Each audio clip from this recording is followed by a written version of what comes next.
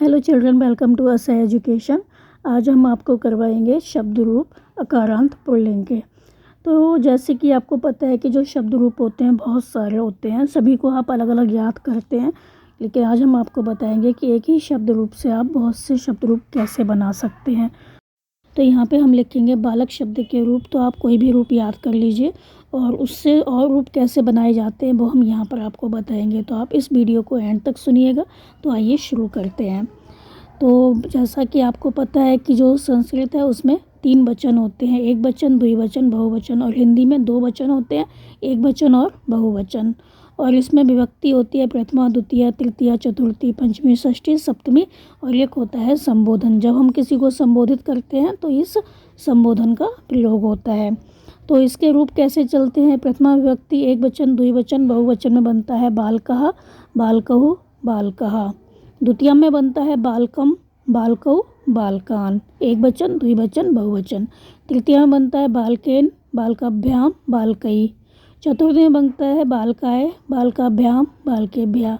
पंचमी में बनेगा बालकात, बालकाभ्याम, बालकेभ्या। षष्ठी में बालकस्य, बालकयो, बालकानाम। सप्तमी में बालके, बालकयो, बालकेषु। संबोधन में हम कहेंगे हे बालक, हे बालकहु, हे बालकः। अब यहाँ पर आप देखिए कि प्रथमा विभक्ति द्विवचन और द्वितीय विभक्ति द्विवचन में क्या बना है? बालकौ, बालकौ। तृतीया, चतुर्थी, पंचमी में बालकाभ्याम, बालकाभ्याम, बालकाभ्याम। षष्ठी और सप्तमी में बालकयो, बालकयो। तो ये 3 जो है बालकौ, बालकाभ्याम, बालकयो, ये द्विवचन में आए हैं। तो द्विवचन में बहुत ज़्यादा याद करने को नहीं है। और इसमें बहुवचन में भी चतुर्थी, पंचमी में बालकेभ्या, बालकेभ्या आया है। तो इस तरह से जो रूप हैं वो आप इसको याद कर लीजिए, बहुत इजी है।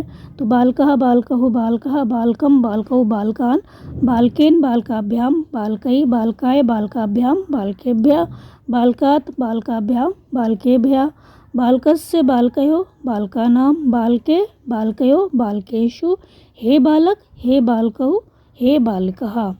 अब हम देखेंगे कि बालक शब्द से ही आप और रूप कैसे बना सकते हैं। तो आइए देखते हैं।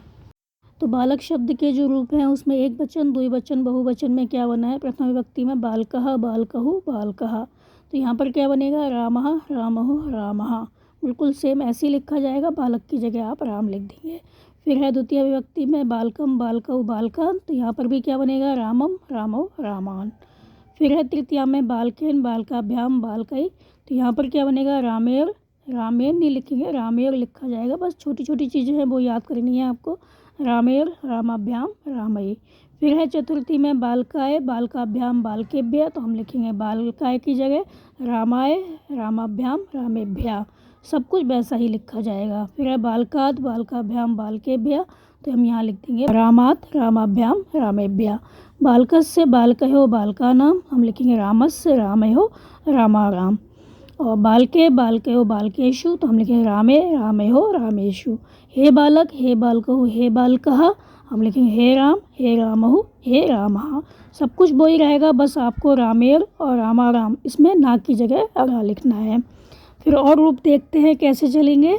अब हम देखते हैं देव शब्द के रूप। तो बालकः, बालकहु, बालकः। हम लिखेंगे देवः, देवौ, देवः। बालकम, बालकौ, बालकान, देवम, देवौ, देवान। बालकेन, बालकाभ्याम, बालकई। तो देवेन, देवाभ्याम, देवहि। बालकाय, बालकाभ्याम, बालकेभ्या। तो हम लिखेंगे देवाय, देवाभ्याम, देवेभ्या। पंचमी विभक्ति में बालकात, बालकाभ्याम, बालकेभ्या। तो पंचमी में हम लिखेंगे बालकात की जगह देवात या देवाद, देवाभ्याम, देवेभ्या। दोनों में से कुछ भी लिख सकते हैं। फिर है षष्ठी में बालकस्य, बालकयो, बालकानाम। हम लिखेंगे देवस्य, देवयो, देवानाम।